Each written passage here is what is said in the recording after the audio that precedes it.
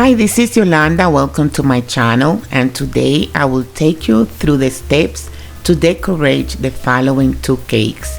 So let's get started. For this tutorial, I'll be using wafer paper and also sugar sheets.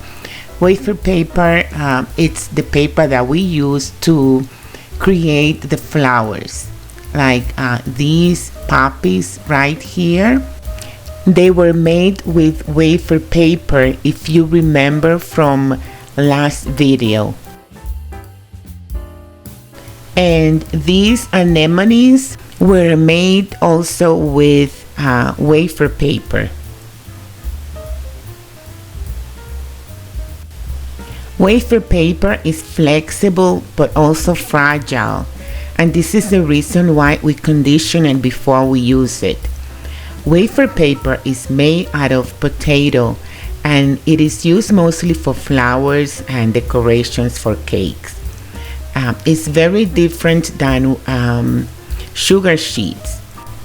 Both wafer paper and sugar sheets need to be stored in a plastic bag because they will dry out if you just leave them like that without any covering.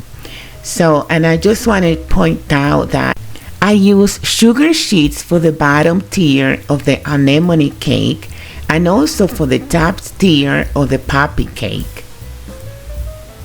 In this close-up, you are able to see a couple of 2D images.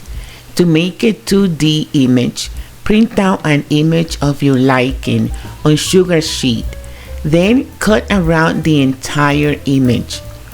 Roll out a piece of gum paste. Place the cutout on the gum paste and cut through the gum paste. Lift the image and brush edible gel on the gum paste. Then adhere the image on the gum paste and press. As you can see, my image here has gum paste in the back. It looks a little green because I had applied it to the paper and then I removed it because I thought it was too many. But your image should be applied on gum paste, and you should let it dry so it could become firm before you apply it to your cake. Another thing that I did on this top tier of this cake, it was to texturize it with a fondant texturizer. Very simple, very easy to do. All you need to do is just take the fondant texturizer, place it against the fondant and press. So the texturizer could make an impression on the cake. To make the leaves, I used gum paste. Since it was dried, I conditioned it with vegetable shortening.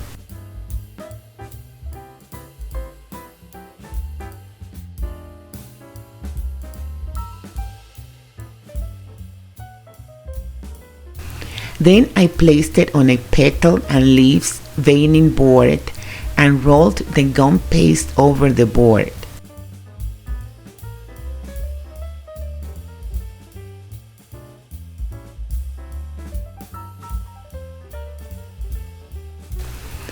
I pulled the piece of gum paste out and cut with a leaf cutter.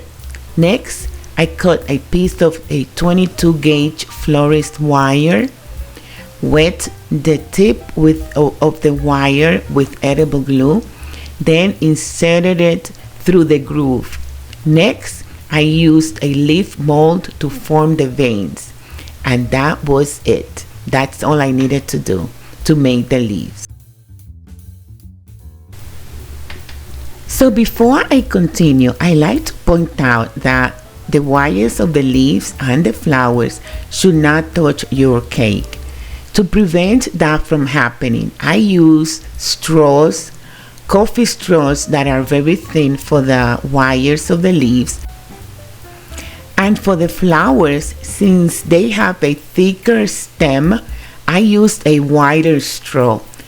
Be sure to insert the straws in the cake first, and then you will proceed to insert the wires of either the flowers or the leaves.